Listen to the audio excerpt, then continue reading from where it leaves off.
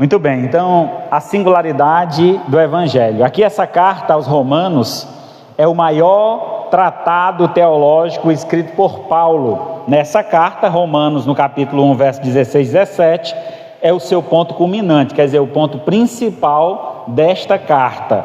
Porque este ponto, então, esses dois versículos formam a transição entre a introdução para o tema e o tema central da carta. Todo o restante da epístola é apenas comentário em cima desse tema central. O texto traz então a gloriosa doutrina da justificação pela fé. Essa doutrina é a essência do Evangelho. Como ela, a igreja mantém-se de pé ou cai. A justificação pela fé é que mantém então a igreja firme, a igreja edificada, entendendo que somos justificados mediante a fé. Isso não vem de nós, é dom de Deus, não de obras, para que ninguém se glorie. Então é esse o ponto que Paulo então destaca. Paulo trata aqui do Evangelho da Graça, e 3 pontos serão destacados, que serão a necessidade de pregar o Evangelho, o poder do Evangelho e a eficácia do Evangelho. Então vamos observar esses 3 pontos nesta noite: a necessidade do Evangelho, o poder e a sua eficácia. Vejamos cada um, ou cada detalhe destes pontos. O primeiro deles, a necessidade de pregar o Evangelho. Vamos ler o texto então, Romanos capítulo 1, do 14 a 16. Pois sou devedor tanto a grego como a bárbaro, tanto a sábio como a insensatos. Por isso, quanto a mim, estou pronto para anunciar o Evangelho também a vocês que estão em Roma. Pois não me envergonho do Evangelho, porque é o poder de Deus para a salvação de todo aquele que crê, primeiro do judeu e também do grego. Porque a justiça de Deus se revela no Evangelho de fé em fé, como está escrito: o justo viverá por fé. Então encontramos Paulo dando alguns pontos importantes sobre a importância desta carta, e ele então inicia destacando a necessidade de pregar o Evangelho. Paulo menciona 3 disposições inabaláveis de seu coração em relação ao Evangelho. Primeiro, eu sou devedor. Segundo, eu estou pronto. E o terceiro, não me envergonho. Então, 3 pontos importantes a ser destacados. Vejamos então o primeiro deles: sou devedor. Quer dizer então a dedicação que ele tinha ao Evangelho. Estou pronto, a sua inspiração do Evangelho. Deus havia escolhido, dado a ele o dom, para que ele então propagasse esse Evangelho. E Paulo também se considera devedor, no sentido de servo, assim como ele se apresentou no início da carta. Paulo, servo de Cristo. Então ele, como servo, reconhecia a sua dívida que tinha para com Deus. Por esse motivo, ele não se envergonhava do Evangelho. Antes, ele foi separado para... Temos então esses pontos com mais detalhes. O primeiro lugar, estou pronto para pregar o Evangelho. Paulo estava pronto para pregar o Evangelho em Roma, a capital do Império Romano. A demora de ir a Roma não decorria da falta de desejo do apóstolo, mas de impedimentos circunstanciais. Então a situação não foi favorável. De uma certa forma, não era a vontade de Deus. Deus não permitiu que Paulo chegasse até Roma, mas permitiu que ele escrevesse essa carta, e essa carta se tornasse então uma referência de toda a Escritura. Uma das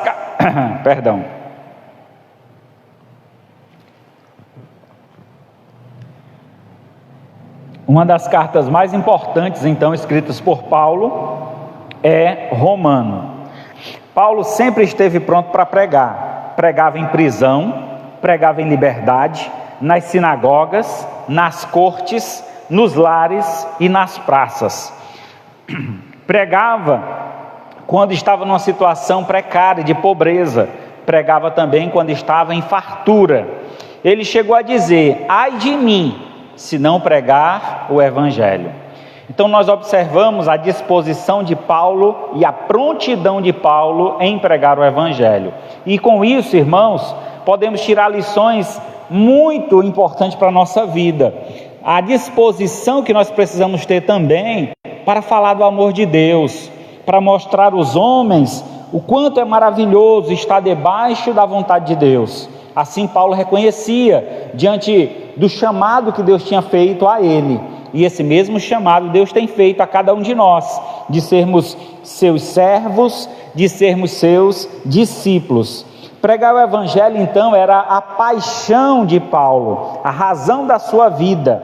Em Isaías capítulo 6, verso 8, diz o seguinte: depois disso, ouvi a voz do Senhor que dizia: quem enviarei?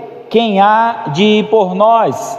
Disse eu: eis-me aqui, envia-me a mim. Assim como o profeta, ao ouvir o chamado de Deus e reconhecer que era Deus que o chamava, ele se colocou em prontidão para seguir ao Senhor e obedecer a sua palavra.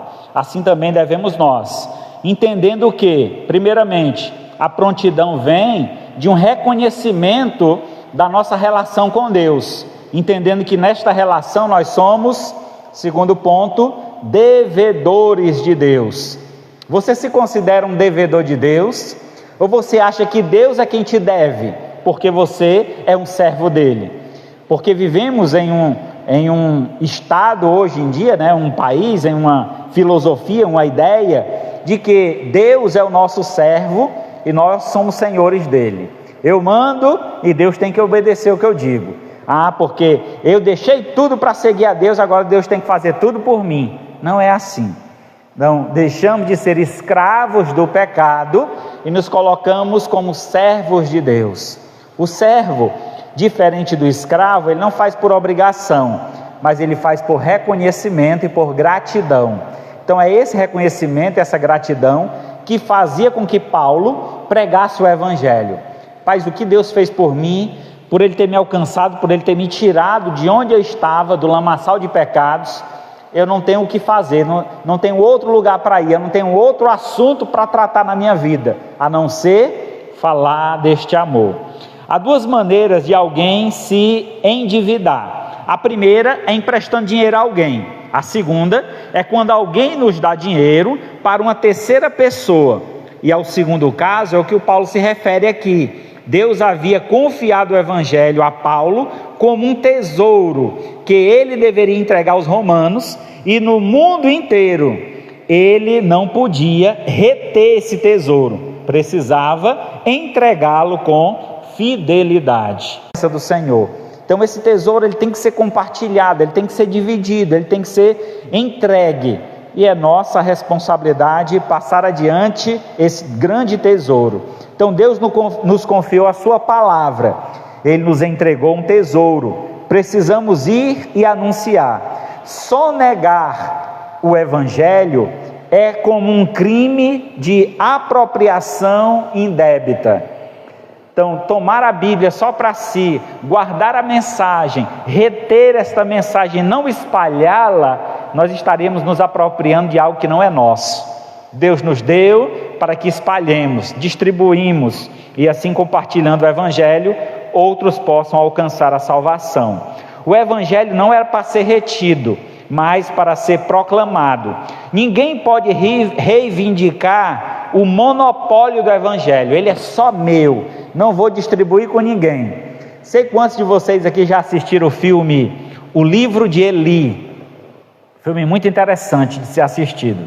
É claro que é um filme para quem gosta de ação, é um filme de luta e tudo, mas há uma cena no filme que eles estão em busca da única Bíblia que existe na Terra. É como se fosse uma terra pós-apocalíptica. Então existe apenas uma Bíblia e eles estão atrás de pegar essa Bíblia, e tem um homem então que defende essa Bíblia e guarda essa Bíblia com unhas e dentes. E um do homem que é do mal, da parte lá do mal, ele diz o seguinte: Quem tiver esse livro na mão terá o poder de dominar a terra. Então veja o tamanho do poder que a palavra de Deus tem, porque ela tem o poder de transformar o homem. É o único livro que você lê e o autor está do seu lado. Chamamento ou preferência, é obrigação moral de todo cristão, é um dever sagrado. O Senhor nos confiou uma palavra de salvação e ela deve ser espalhada por todo o mundo, por todas as nações. Paulo, então, falando aos presbíteros de Éfeso, ele diz o seguinte, lá em Atos 20, 24: em nada considero a vida preciosa para mim mesmo, contanto que complete a minha carreira e o ministério que recebi do Senhor Jesus, para testemunhar o evangelho da graça de Deus. Então Paulo, ele falando aqui aos presbíteros de Éfeso, no livro de Atos, ele então mostra que a vida para ele é como se não tivesse mais nenhum valor, a não ser quando ele usasse para a glória de Deus. Então o valor da nossa vida está em sermos usados para a glória de Deus, como instrumentos de Deus na proclamação do evangelho. Em terceiro lugar, não me envergonho do evangelho. Então Paulo estava pronto para pregar o evangelho, porque ele não se envergonhava dele, porque ele se considerava um devedor. Não se envergonhar do evangelho quer dizer que Paulo se gloria do evangelho e considera alta honra proclamá-lo. No passado, no tempo dos reis, existia uma profissão, mas existia uma pessoa chamada para ser o arauto. O arauto era alguém que declarava os ditos do rei.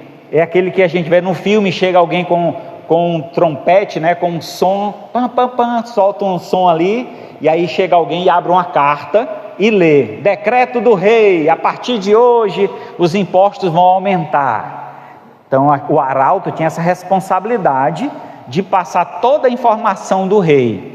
Nós, quando recebemos de Deus essa missão, nos tornamos então arautos do rei.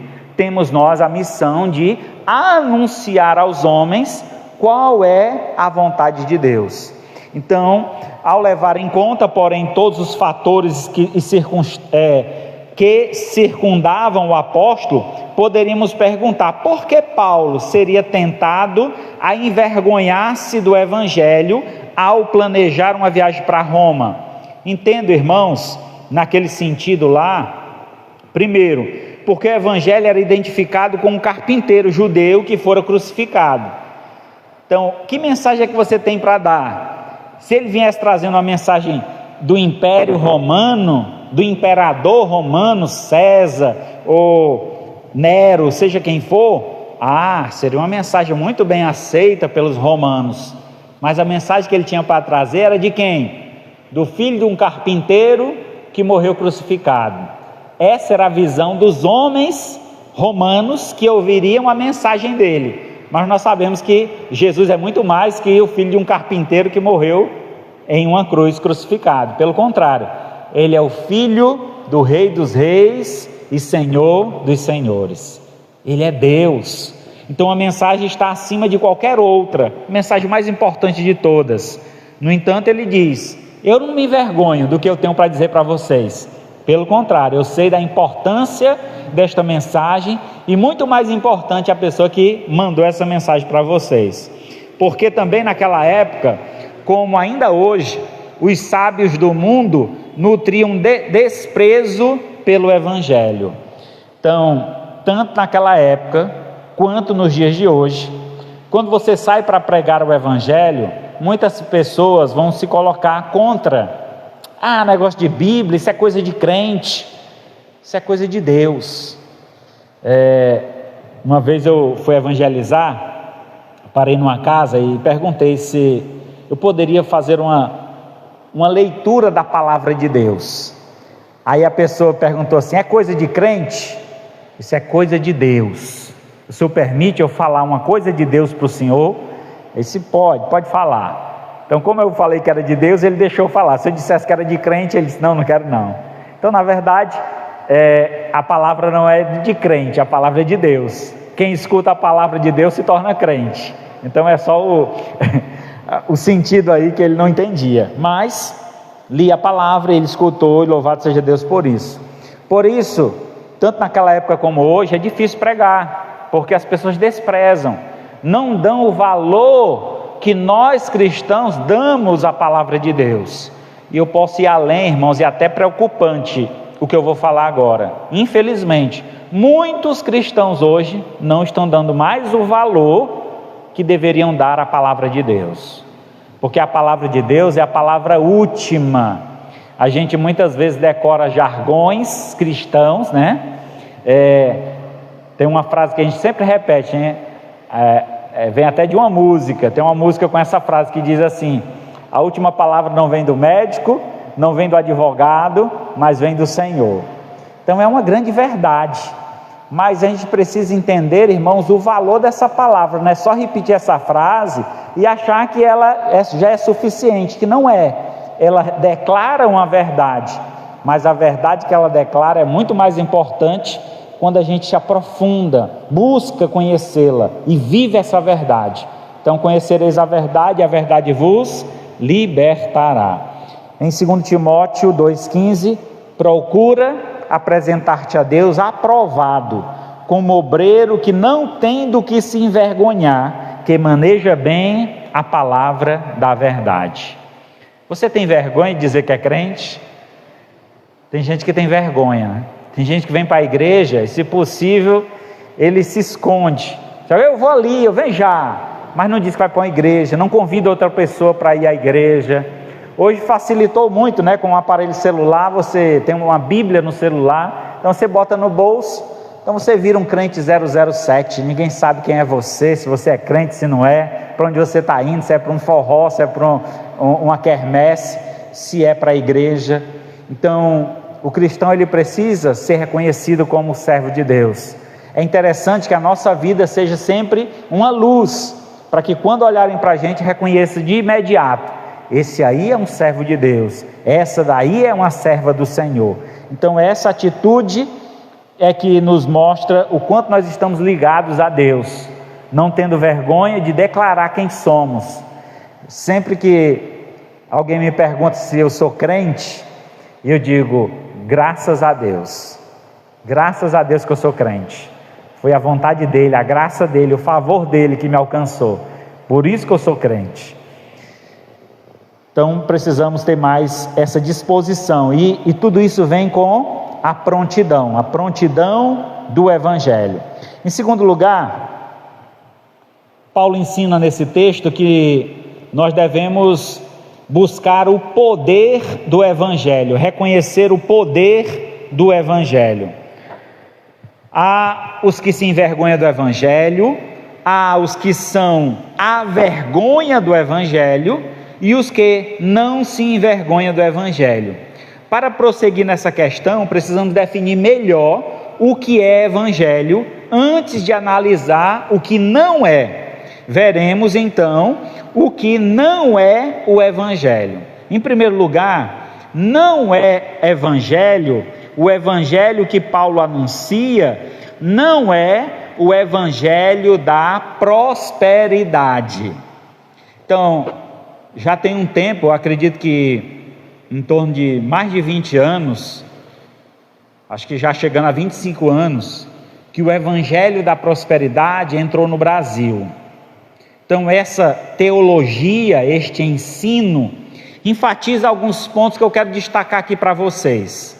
Então hoje veremos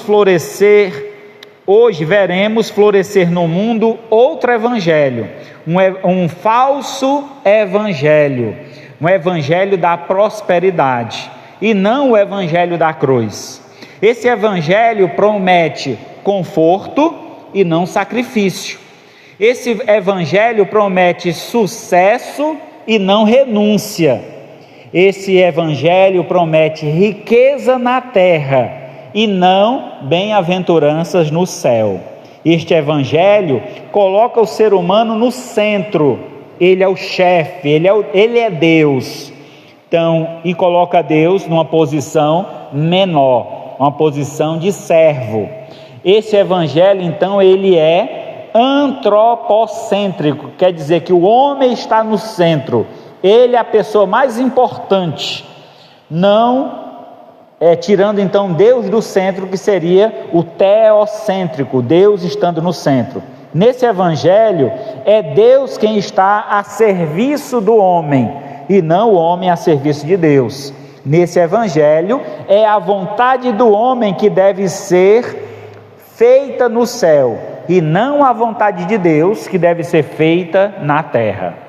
Então, aparentemente, logo de cara, quando esse evangelho nos é apresentado, é até interessante, porque quem não quer ter vitória na vida?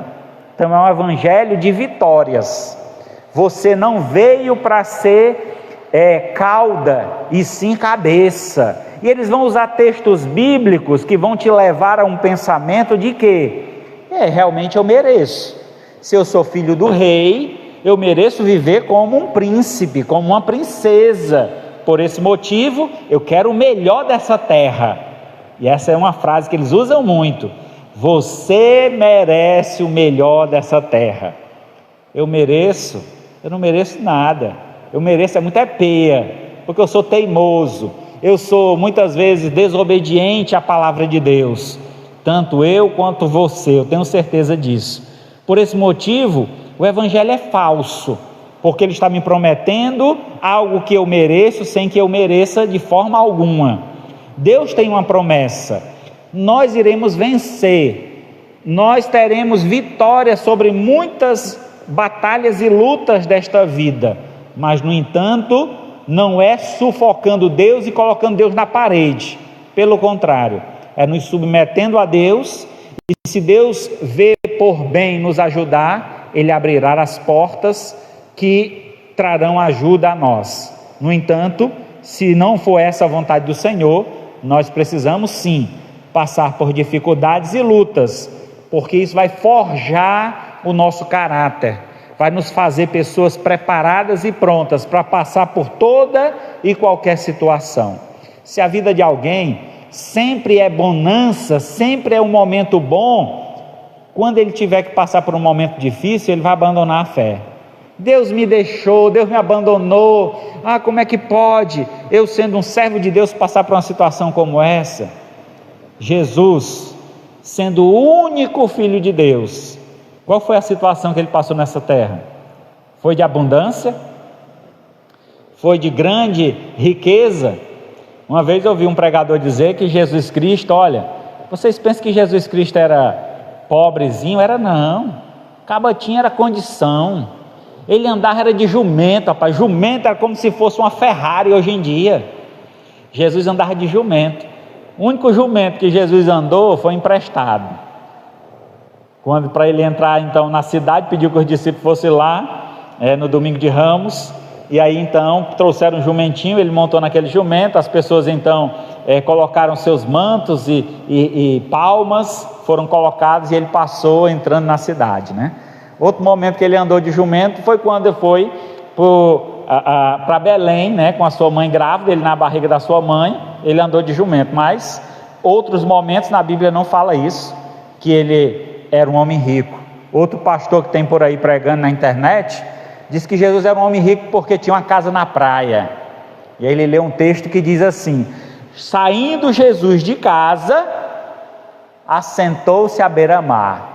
Está vendo? Jesus tinha uma mansão na beira da praia. Meu irmão, é forçar o texto não diz isso. Isso é o que? Teologia da prosperidade, é forçar para que você entenda e você busque essas riquezas da terra. No entanto, não é assim que Deus nos ensina na sua palavra. Veja o que ele diz, Gálatas capítulo 1, verso 6 e 7. Admira-me que estáis passando tão depressa daquele que vos chamou na graça de Cristo para outro evangelho. A expressão aqui outro, no original, existem palavras diferentes. Na língua portuguesa, outro quer dizer uma coisa só, mas no grego, outro quer dizer outro semelhante ou outro totalmente diferente. A palavra outro que é usada aqui no texto é outro totalmente diferente.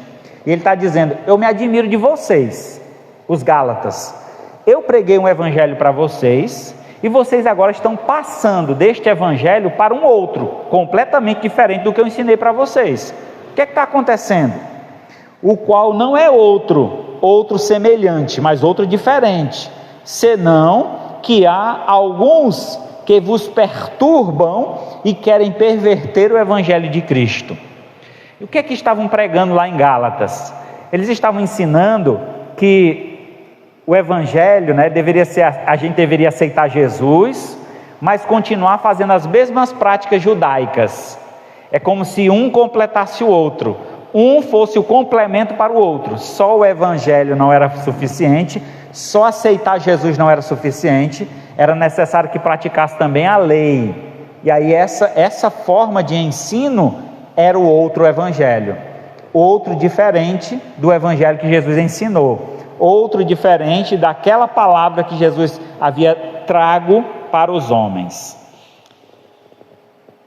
Vejamos então, em segundo lugar, o evangelho que Paulo anuncia não está centrado em milagres e prodígios. Este é um outro evangelho que está sendo pregado. Em algumas denominações, o que mais se destaca é cura e milagres. Venha para cá, nós temos um homem de Deus, toma a toalha santa, o pastor passa a toalha no rosto, enxuga o suor, entrega para os irmãos, o irmão passa onde for e é curado. Bota a mão aqui e é curado. Será mesmo? Um amigo meu foi a uma igreja assim, e naquela noite o pastor disse: esta noite Deus está me revelando que tem alguém aqui com dor no joelho. Tem alguém aqui hoje com dor no joelho? Levanta a mão aí, quem tem dor no joelho. Olha, já achei uma. É muito fácil dizer que alguém tem uma dor. Quem não tem dor de cabeça? Quem não tem dor no joelho? Quem não tem uma dor na barriga? Quem não tem dor nas costas? Mas ele usou então a dor no joelho. Deus me revelou que hoje vai curar só quem está com dor no joelho. Isso é bem facinho. Aí ele fez uma oração. Esse irmão disse que, rapaz, era uma oração tão fervorosa, os irmãos orando ao mesmo tempo, aquela gritaria, aquele movimento. E então ele disse que na mesma hora a dor no joelho passou. Rapaz, o negócio aqui funciona mesmo. Aí ele voltou para casa, assim que chegou em casa já começou a caxingar de novo. Fala-me Deus, a cura foi só na hora lá, quando eu voltei para casa passou. Então, é um falso evangelho, irmão. Há todo um sistema, é a música, é a forma como o pastor fala, a forma como ele ora, meio chorando, e as pessoas se emocionam, e aquela emoção afeta então o organismo, você se sente melhor, você sente algo diferente, e muitos são enganados com esse tipo de pregação, com esse tipo de evangelho. Então muito cuidado com o evangelho de curas e milagres. Há muitos falsos obreiros que pregam o evangelho apenas para aliviar a dor do corpo e não para sarar as enfermidades da alma. A gente precisa curar de uma dor, sim, mas há uma enfermidade muito maior que toma conta de toda a humanidade, que o homem precisa então de cura. Qual é essa enfermidade? O pecado. Precisamos ser livres, libertos do pecado. Então pregar cura e não arrependimento, milagres e não a fé salvadora, pregam sobre os supostos direitos que o homem tem e não sobre a necessidade que esse mesmo homem tem de se arrepender. Precisamos reafirmar com toda a convicção de que Deus realiza milagres ainda hoje. Amém? Quem é que crê aqui que Deus realiza milagres? Amém, irmão, eu creio, pois Ele é o mesmo ontem, hoje e será para todo sempre. No entanto, Ele jamais abdicou do seu poder, porém, o Evangelho não é constituído apenas de milagres. O milagre pode abrir portas para o Evangelho, mas não é o Evangelho. Então muitas denominações focam nisso porque atrai multidão. Lembra quando Jesus Cristo operava milagres? A multidão cercava Jesus, muitos seguiram Jesus por causa dos milagres, porque ele multiplicou pães e peixes. E o que foi que Jesus disse para essa multidão? Respondeu Jesus: em verdade vos digo, vós me procurais, não porque viste sinais, mas porque comeste dos pães e vos fartastes. Vocês não estão me procurando porque vocês viram através de sinais quem eu sou, mas vocês estão me procurando porque vocês encheram a barriga de vocês, estão de novo aqui querendo encher novamente. E é assim que muitas vezes o homem se aproxima de Deus. Eu quero uma cura, abre a porta de um emprego, traz minha mulher de volta, abençoa meu filho para passar na faculdade. E Deus abençoa, e o que acontece? Ele esquece de Deus, vira as costas para Deus e vai viver a sua vida longe de Deus. Esse evangelho não salva. O evangelho que salva é o evangelho que, quando Jesus Cristo disse: olha, a tua fé te salvou. Depois de ter curado alguém, Jesus dizia: vá em paz, a tua fé te salvou. Então Jesus ensinava e mostrava que as pessoas, que as enfermidades e muitos problemas de suas vidas eram consequências do pecado. E quando aquelas pessoas reconheciam Jesus como Senhor e Salvador de suas vidas, elas eram curadas e eram salvas. Vá e não peques mais, para que coisa pior não te aconteça. Esse foi o conselho que Jesus deu para muitos. Então é importante entender que a cura da enfermidade é importante, mas o abandono da vida de pecado é que vai trazer salvação. A entrega à vida para Deus é que vai fazer de você realmente uma pessoa transformada, uma pessoa melhor. Em terceiro e último, aqui desse ponto, o evangelho que Paulo anuncia não é o evangelho do descompromisso com o senhorio de Cristo. Esse aqui é o terceiro evangelho que é pregado hoje. Primeiro, evangelho da prosperidade. Segundo, evangelho de curas e milagres. Terceiro, o evangelho do descompromisso. Venha do jeito que você está. Pode vir, Deus te abraça do mesmo jeito, Deus te recebe, pode vir do jeito que você está. É certo, você pode vir do jeito que está, mas não pode continuar do jeito que você está, meu amigo. Você precisa abandonar a prática do pecado, a vida desgraçada do mundo, e viver uma vida de graça, de felicidade, da misericórdia de Deus. Há muitas pessoas que entram para a igreja, mas não nascem de novo. Elas fazem parte da igreja da terra, mas não na igreja do céu. Tem seu nome escrito no rol de membros da igreja local, mas não no livro da vida. São filhos de crentes, mas não são filhos de Deus. Foram batizados com água, mas não com o Espírito Santo. São pessoas que aderiram à igreja, mas não se converteram a Cristo. Professam o nome de Cristo com os lábios, mas o negam com suas obras, com suas atitudes. Clamam Jesus de Salvador, mas não obedece como Senhor. São pessoas que frequentam a igreja, mas não mudam de vida. Professam uma coisa, mas praticam outra. Há um abismo entre o que eles dizem e o que eles fazem, entre sua teologia e a sua vida. Hoje nós temos visto muita adesão e pouca conversão. São igrejas abarrotadas, cheias de pecadores, continuando na sua vida de pecado.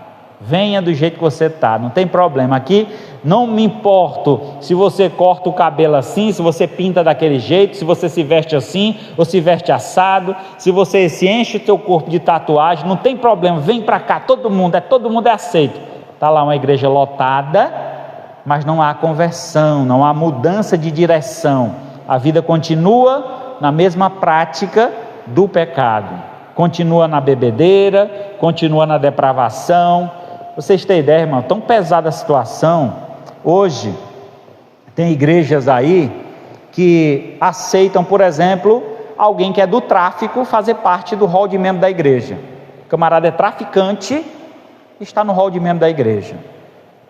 É alguém do Jobs, não sei se vocês sabem o que é isso, mas da prostituição, e está na igreja, faz o seu programa e dá o dízimo na igreja. É alguém que vive uma vida completamente errada, mas está na igreja adorando a Deus, no domingo está lá balançando as mãos, como se Deus aceitasse a prática de vida que ela tem tomado para si. É necessário mudança, é necessário transformação. Aquele que está em Cristo é nova, o quê? Criatura. E as coisas velhas que ela praticava, ela pode continuar? Não, eis que tudo se faz novo. A mudança é necessária. Hoje em dia há muito barulho carnal e pouco choro pelo pecado. Os crentes entram para o Evangelho, mas o Evangelho não entra neles. Hoje, quando um pastor fala sobre pecado, as pessoas se irritam, deixam de vir à igreja. Aquele pastor fica só falando de pecado, só condenando a gente. Não, irmão, não sou eu não, é a palavra. A palavra nos mostra onde nós estamos errados. A palavra, a Bíblia, ela é um espelho. E quando você se olha no espelho e vê algo errado, você não vai corrigir não? Você vai continuar com o erro? O cabelo está assanhado. Aí você olha no espelho, tá bom assim, eu vou assanhado mesmo. Você vai se corrigir, você vai se consertar. Então o Evangelho é para isso, para a nossa correção, para a nossa compreensão de qual é a vontade de Deus para a nossa vida.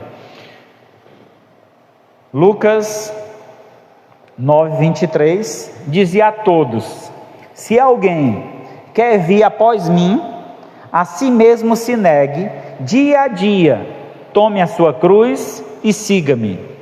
Olha aí o compromisso que Jesus exige. O Evangelho da salvação exige um compromisso. Qual é? Negar a si mesmo. E o que é negar a si mesmo? Deixar as minhas práticas pecaminosas, deixar de satisfazer a minha própria vontade e colocar-me diante de Deus para satisfazer a vontade do meu Senhor. Essa então é a vontade de Deus. Tendo visto que o Evangelho não veremos agora o que é o verdadeiro Evangelho e quais são suas marcas e distintivos e como podemos identificá-lo. Então, como é o Evangelho? O Evangelho verdadeiro tem um poder irresistível. Veja o que diz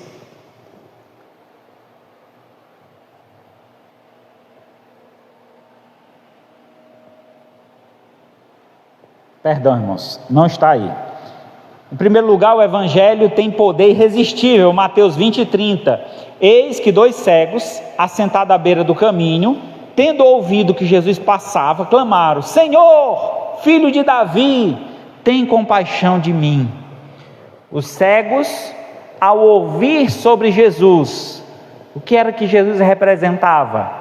A palavra, o Evangelho. A palavra Evangelho significa boas novas. Quando eles ouviram de Jesus, eles não resistiram, eles buscaram a presença de Deus, e ao encontrá-lo, foram curados. Em segundo lugar, o Evangelho é o único poder capaz de salvar um pecador. Romanos 10:17. E assim, a fé vem pelo ouvir da pregação, e a pregação da palavra de Cristo. Então o Evangelho é o único poder capaz de salvar o pecador. É preciso ouvir o Evangelho para ser salvo.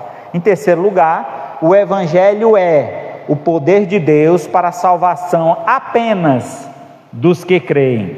É preciso crer para ser salvo. Em verdade vos digo, quem ouve a minha palavra e crê naquele que me enviou, tem a vida eterna, não entrará em juízo, mas passou da morte para a vida. Aquele que crê, aquele que ouve a minha palavra e crê naquele que me enviou, tem a vida eterna, garantia de uma vida nova, uma vida transformada, uma vida eterna ao lado do Pai. E aí, por último, a eficácia do Evangelho.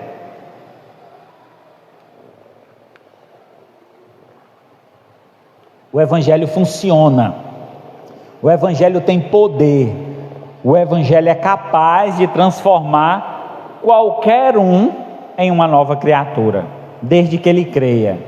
Algumas vezes as pessoas têm aquela convicção: eu já fiz tanta coisa errada, eu já matei, eu já roubei, eu já fiz tanto mal às pessoas, eu acho que Deus não tem lugar mais para mim.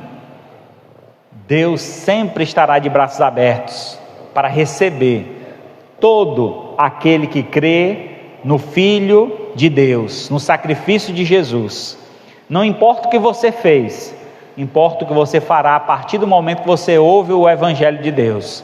Se você ouviu a palavra, entendeu essa palavra, reconheceu o seu pecado, já é o primeiro passo. Só podemos ser salvos quando reconhecemos que estamos perdidos. Só podemos estar no caminho certo quando reconhecemos o caminho errado que estávamos trilhando. Então, em primeiro lugar, o Evangelho é o poder de Deus para a salvação, porque nele se revela a justiça de Deus. Diz assim, Paulo diz que a ira de Deus se revela contra toda impiedade e perversão do homem, verso 18 do capítulo 1 de Romanos. Mas a justiça de Deus se revela no Evangelho, versículo 17. Deus é justiça, o Deus é justo, tão puro de olhos que não pode contemplar o mal. É justo em todas as suas obras, sendo justo, não inocenta o culpado, sendo justo, julgará todos com justiça. Ele é o juiz de vivos e de mortos. Teremos de comparecer um dia perante o seu tribunal. Todos nós daremos conta da nossa vida no dia do juízo. Os livros serão abertos e seremos julgados conforme o que estiver registrado nos livros. Eu desde o início da minha fé, pelo menos 7 anos da minha fé, eu ouvia muito falar na minha igreja sobre o livro da vida. Este livro, então, que existe lá no céu. No momento que você toma uma decisão lá de Cristo, entregando sua vida a Jesus, eu lembrava que o pastor pregava muito, falava sobre esse livro da vida. E aí passaram 7 anos, tudo que nós realizamos contra Deus também é anotado. Então, nós não somos salvos pelas obras, mas todos nós seremos julgados pelas nossas obras, sobre o bem ou o mal que nós realizamos. Então veja que importância, né, ter esse entendimento. Eu tinha, não sei se porque vi em filme, né, mas tinha a ideia de que quando chegar no céu, no dia do julgamento vai ter um telão. Irmão Luiz, vamos ver o que foi que o irmão Luiz fez lá na terra. Lá no telão, mostrando a vida do irmão Luiz. Irmão Luiz nasceu na cidade tal, fez isso, fez aquilo, aquilo outro, e aí a certa idade ele se converteu. Tudo que ele omissões, nossos desejos e pensamentos. Se pecássemos apenas 3 vezes ao dia, teríamos 90 pecados por mês e mais de 1000 pecados por ano. Já parou para pensar nisso? Quantas vezes nós pecamos num dia? Se a gente pecar só 3 vezes por dia, só, que eu acredito que é muito mais que isso. Se nós pecar só 3 vezes em um ano, teríamos pecado 1000 vezes. E aí a pergunta que não quer calar: quantos pecados você tem cometido do dia que você nasceu até hoje? Se você tivesse pecado 1000 vezes no ano, eu teria pecado 46.000 vezes. É muito pecado, né, irmão? Agora outra pergunta que não quer calar: quantos pecados são necessários para nos impedir de entrar no céu? Vocês sabem? Apenas um. Quem foi que só cometeu um pecado e caiu lá do céu? Satanás. Só cometeu um pecado. Na hora que ele pecou, caiu como um jato. Irmão, no céu não entra pecado. Eu preciso me conscientizar disso e me adaptar cada dia mais a viver sem a prática do pecado. O pecado se torna na minha vida um acidente. Eu errei o alvo nesse momento, mas não foi algo planejado, não foi algo preparado. Que o pecado na vida do cristão seja um acidente e não uma prática corriqueira. Eu sei que isso é pecado, mas eu faço porque todo mundo faz. Todo mundo vai para o inferno. Você quer ir junto? Espero que não. Então, se você é um salvo, você tem que se afastar do mundo. O justo juiz, Êxodo 34:7. Então já fiz a pergunta aqui: quantos pecados são necessários para alguém deixar de entrar no céu? Basta um. Não poderíamos entrar no céu se cometêssemos um pecado, e esse pecado nós já cometemos há muitos anos atrás.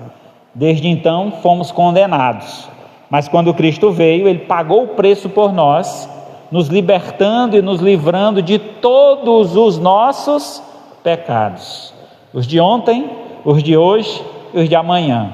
Todos foram perdoados, se eu o reconhecer como Senhor e viver na sua dependência. No céu só entrarão pessoas perfeitas, e a palavra de Cristo para nós é essa: sede vós perfeitos, como perfeito é o vosso Pai Celeste. Mateus 5:48. Porém a Bíblia diz que somos nós imperfeitos, pois todos pecaram e carecem, necessitam da glória de Deus. Romanos 3:23. Se obedecermos a lei inteira, mas tropeçarmos em um único ponto, seremos então culpados de toda a lei. Por esse motivo, a justiça de Deus se revela no Evangelho, é a justiça de Cristo imputada em nós. Cristo cumpriu a lei para que em Cristo nós pudéssemos ser justificados. Justificados, pois, mediante a fé, temos a paz com Deus. Houve o perdão. Essa justiça é a única dádiva de Deus, que não é uma conquista humana, ela é imputada, é dada por Deus. Gálatas 2:16. Sabendo contudo que o homem não é justificado por obra da lei, e sim mediante a fé em Cristo Jesus. Também temos crido que Cristo Jesus, para que fôssemos justificados pela fé em Cristo e não por obras da lei, pois por obra da lei ninguém é justificado. A nossa justiça vem de Cristo, pelo que Ele fez por nós na cruz. Em segundo lugar, o Evangelho revela a justiça de Cristo imputada em nós. O que não poderíamos fazer, Deus fez por nós em Cristo Jesus. Ele veio ao mundo como nosso fiador, representante e substituto. Quando Jesus estava na cruz, Deus fez cair sobre ele a iniquidade de todos nós, como diz em Isaías 53:6. Ele foi ferido pelos nossos pecados, transpassado pelas nossas transgressões. Deus o fez enfermar naquele momento. Ele se tornou pecado por nós, ele foi feito maldição por nós. O castigo que nos traz a paz estava sobre ele, e sobre suas pisaduras fomos sarados. Pelo caminho que Jesus conduziu a sua vida, foi que nos trouxe salvação. Jesus, ele bebeu sozinho o cálice amargo da ira de Deus contra o pecado. No entanto, quando o inferno pensou que estava alcançando grande vitória, Jesus deu um brado na cruz. Qual foi as últimas palavras de Jesus na cruz? Está consumado. João 19:30. Ele então esmagou a cabeça da serpente naquele momento, triunfou sobre os principados e potestades, pagou o escrito de dívida, a dívida que nós tínhamos contra Deus, ele aniquilou, acabou com ela. que ele rasgou e anulou, encravando na cruz a nossa dívida.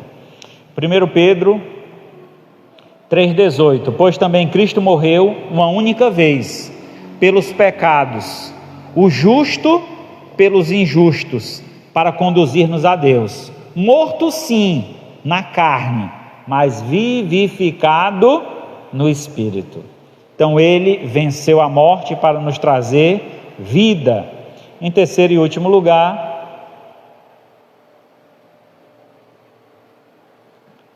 a justiça de Deus é recebida pela fé e não operada por obras.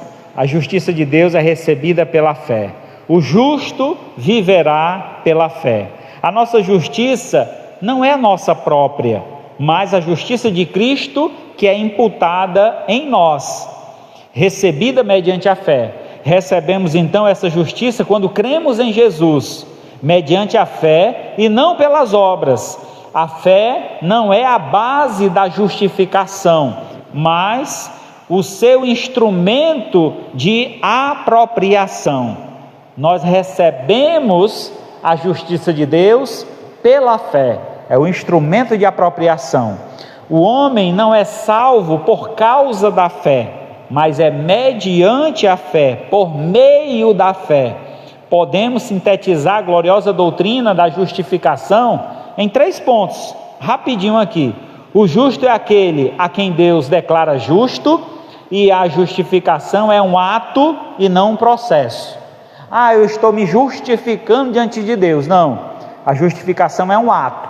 Eu creio e Jesus paga o preço pelos meus pecados. Eu confio, eu pago o preço por Ele, Ele é meu agora. Então é assim que acontece, é um ato e não um processo. O processo é a santificação, a purificação, esse é um processo. O justo é aquele que é justificado mediante a justiça de outros. Não somos declarados justos por causa da nossa própria justiça. Deus não justifica os justos, mas sim pecadores. Então, eu sou um homem bom, eu sou uma mulher boa, por esse motivo Deus vai me salvar.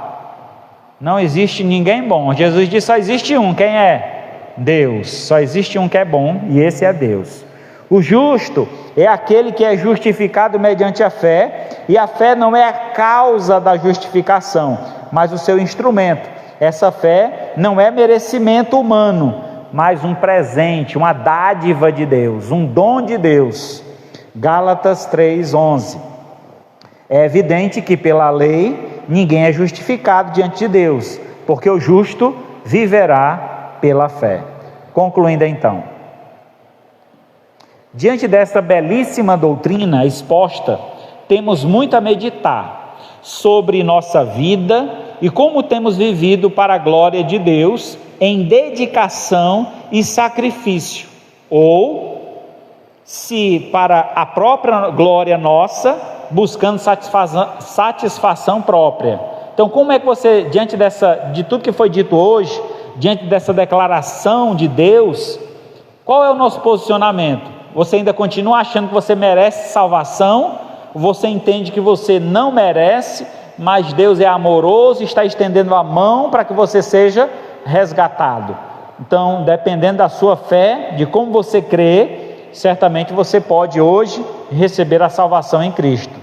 Assim como Paulo, esteja você pronto para pregar o evangelho da salvação, crendo no poder e na eficácia desse evangelho da graça. Então Paulo, ele reconheceu o poder de Deus, a justificação pela fé, e ele automaticamente se colocou à disposição desse evangelho. Eu estou pronto, eu sou um devedor, e agora eu quero anunciar o evangelho, porque este evangelho ele é eficaz. Ele funcionou na minha vida, vai funcionar na sua também. Então, o que Deus fez na tua vida, Ele está pronto para fazer na vida de todo aquele que crê. 1 Coríntios 1,18. Certamente, a palavra da cruz é loucura para os que se perdem, mas para nós que somos salvos, é poder de Deus. Hoje nós temos o poder de Deus em nossas mãos, a palavra de Deus. E a pergunta que não quer calar: o que você vai fazer com esse poder? Você vai guardar? Você vai trancar num cofre e vai estocar só para ti? Ou esse poder você vai multiplicá-lo, espalhá-lo? Porque o poder de Deus veio para salvar todos os pecadores. Eu e você somos responsáveis em espalhar esse poder. Amém?